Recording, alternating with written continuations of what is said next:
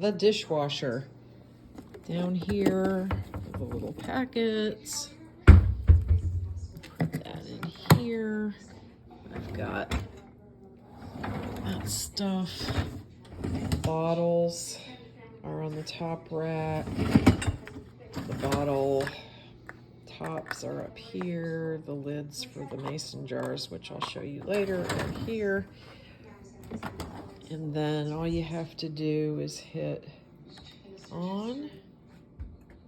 And then instead of letting it go for 2 hours, hit this button, press it until it says 1, and then hit start. And you'll see a red light, and then you should hear it kick on.